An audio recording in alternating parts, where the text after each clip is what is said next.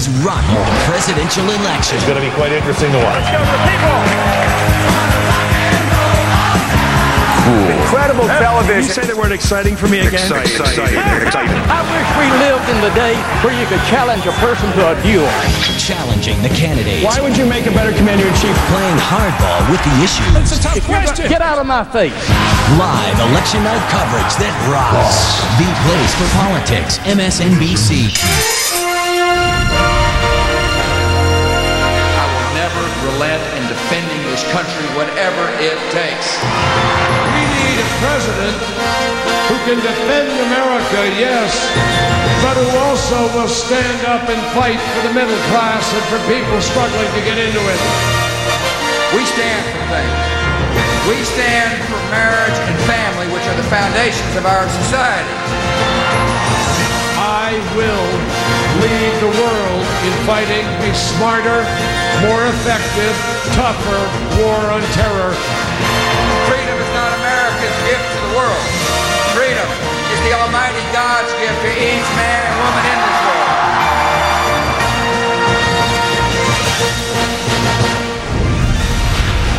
Good evening, I'm Chris Matthews. We're here at Democracy Plaza, MSNBC's election night headquarters in New York City. Welcome to MSNBC's coverage of the 2004 election count. And hopefully by the end of the night, we'll announce the winner of this presidential election. Decide whether John Kerry or George W. Bush leads us into the future. There was an attempt to intimidate Republican poll watchers. This is a White House that's publicly trying to project a sense of calm, but there is certainly a level of anxiety. I got my message out. The people know where I stand. The people know I know how to lead. The people know I have a vision for the future of this country. I'm very confident that we've made the case for change. But what's really important is that both the president and I love this country. It's really important that people go out and vote. I have been talking to Democrats and Republicans all day. Democrats piss me off. Even though they were predicting record turnout, I think they're really stunned by the lines they're seeing. 2 and 3 hours long. Even more people are waiting in the rain in many cases. That's funny for so many reasons. To get to vote. In fact, just in the last couple of hours here in Cuyahoga County, they actually moved in some additional voting machines into some precincts because the lines were so long. Well, what the hell are we supposed to do, you moron? Everybody here in South Florida is breathing a sigh of relief. It appears that this election is going off without much of a hitch. There's been exit polls and all that we can't even talk about, but they give some indication. We've got George Bush now in Georgia and Indiana. In Kentucky, President Bush, the winner, and now Vermont, John Kerry. If you wanted to give it a score, it's 2-1 in the Senate in favor of the Republicans trying to take seats away from the Democrats. That was cool. There is a 3 to 4% undercount of Republican votes across the board. Somebody is going to get the ass. In the exit poll data. I spoke with the 41st president, President George H.W. Bush, just a short time ago, who's arguably very nervous tonight that his son will suffer the same fate that he is, and that is a one-term presidency. But with half of the precincts reporting now, John Kerry has 60% of the vote. That is below what Al Gore had 4 years ago, and he lost Ohio, as you know, by about 3.6%. Take a look at the 2 counties where they are really having problems now, Franklin County and Knox County. In Knox County, people have been standing in line for 9 hours. I'll take boring for 100, Alex. In Franklin County, 3 to 4 hours, 5, 6 hours. Democratic lawyers, I got a bad feeling about this, went to court and said, this is not fair. Even partisans have said, you know, I just hope we're not in a protracted situation like 4 years ago, that let's have a result. Karl Rove came into the Roosevelt room where the senior staff had gathered, and he said, we're going to win Florida, and we have. And then he said, I think we're going to win Ohio, and we will.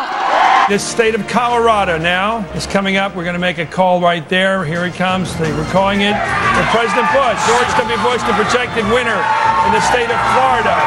That's 2 out of the 3 of the big ones. We have a special guest joining us right now, not necessarily from the political world, but certainly from the world of American culture. Pete Diddy, who's probably better known than Tucker Eskew or me or anybody else here. Thank you very much for having me. Thank you for having me. You did a lot of work, Pete Diddy, to get the vote out. What do you feel about your results? This has been extremely successful. For the first time in a long time, young people people are energized. Did you eat a lot of paint chips when you were a kid? They're interested in the voting process. They're empowered. They were in those long lines waiting. It's going to be very depressing for a lot of people, I can tell you, if George Bush wins again. People who care about science as opposed to religion. Craig, tell me about Ohio. This election story is not just coming down to Ohio, but it looks like it's coming down to Cleveland, Chris. Inconceivable. Let's go to Chris Jansing, who's out in Ohio and Cleveland. I'll tell you, there's an awful lot of tension, and they're looking at exactly what you and Craig were talking about, and that is Cleveland. We have brand new numbers. John Fund of WallStreetJournalOpinion.com. Well, the president was told by Karl Rove a little bit before 11 o'clock tonight that Mr. Rove was convinced that Ohio would go to Mr. Bush. John Kerry is up in Cuyahoga County by 190,000 votes. It's that razor thin. Ohio is ground zero. They're looking at other places like Stark County, where the Timken plant closed. And if you look at the numbers, Chris, right now John Kerry is winning, but only by about 2,500 votes. But Bush has outperformed his 2,000 totals in the rural areas around Columbiana County. They're looking at Dayton. The Republicans think that they will win and there also in the swing area around Columbus and Franklin County. It's all about Ohio. If he wins Ohio, he gets up to 266, and then he's going to win Alaska's 3 electoral votes. That gets him to the 269, and he's re-elected president. So, no, it's a tie if it's 269, 269. Yeah. Right, but then he is, I guess, re-elected. He goes to the House. There's still a lot of optimism here in the Kerry camp. It's going to be a long night, and we're prepared for whatever steps and however aggressive we have to be to ensure that all of the votes are counted. Bad news for the Democrats, some very good news for the president and his supporters. Ohio, according to NBC's projections, will go at the end of the night when all the votes are counted to the President of the United States. And let's go right now to U.S. Congressman Harold Ford. Your comment, Congressman. Stalwart for John Kerry up in Massachusetts, the headquarters in Boston. Congressman Ford. If those numbers are true, we are going to die. Then we obviously will face a difficult time, a much more difficult time going forward. We've not concluded that yet here in this headquarters, so it's difficult to say. I know the network has projected what you're projecting, but I'm going to wait and see and hear from those on the ground in Ohio and ensure that we've got the right count. With you again. This news keeps coming, and here it is. Another one could be decisive. Alaska. The projected winner in Alaska is President Bush. We were just hearing from Joe Scarborough about the significance. Joe, you think that's enough now? Well, no, it is enough. I mean, you're at 246 after Florida falls. You add 20 from Ohio. You add the 3 from Alaska. You are at 269. That means the tie goes to the president and George Bush. If these projections are correct, has just been re-elected president of the United States. Oh my God. Congressman Ford. Congressman Ford. Let's go right now. We got a big call, a news opportunity now. Nora O'Donnell at the White House. Tell us what's happening. Well, Chris, the vice president's motorcade has been assembled. He has left his residence at the Naval Observatory, presumably headed here or to the Reagan building. The president's motorcade is also starting to assemble, the travel pool, meaning that the president could shortly be headed over to the Ronald Reagan building, where it had been planned there would be a celebration or a speech by the president where he announced that he did not win and deliver his concession speech. Let's go right now to Charlie Cook, who's one of the world's great experts on American politics. Charlie, give me a sense of how this thing's going right now. We just saw Ohio fall into the president's column. Is that decisive? Where's the stupid guy? Hello? Well, we're about one hair short of a trifecta for Republicans. They've held on to the House. Right now they've got 50 seats in the Senate locked down, and there are 5 more to go, 3 Democratic, 2 Republicans, so they're a hair short of nailing down their majority there.